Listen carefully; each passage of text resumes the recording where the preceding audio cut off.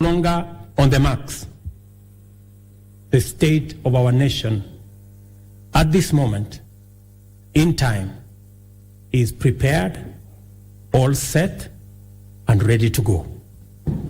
I thank you, God bless you, and God bless Kenya. Thank you very much.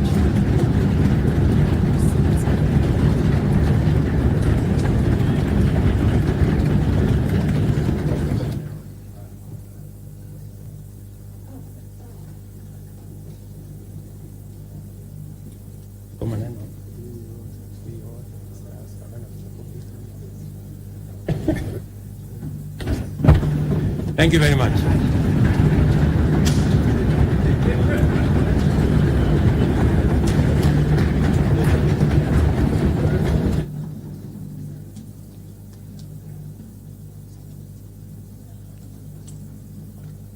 Honorable members, please be upstanding.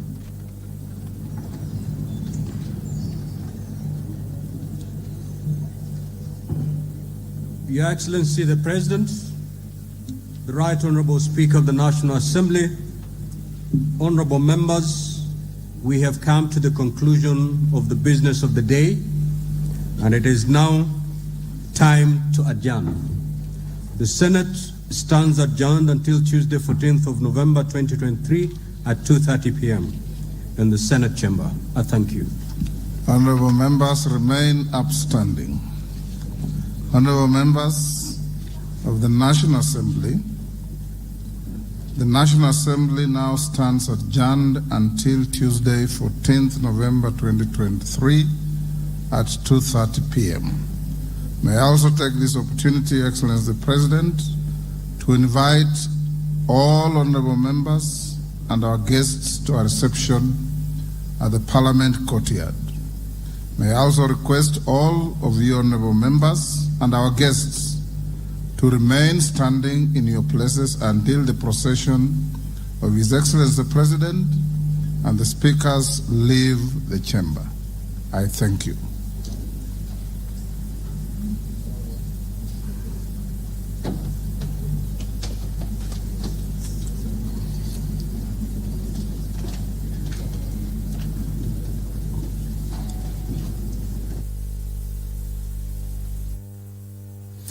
You have been watching a special coverage of the proceedings of Parliament of Kenya, a joint sitting of the National Assembly and the Senate, where the President of the Republic of Kenya, Dr. William Samora Ruto, has issued the State of the Nation address. This live broadcast has been brought to you by the Parliamentary Broadcasting Unit in conjunction with the Kenya Broadcasting Corporation.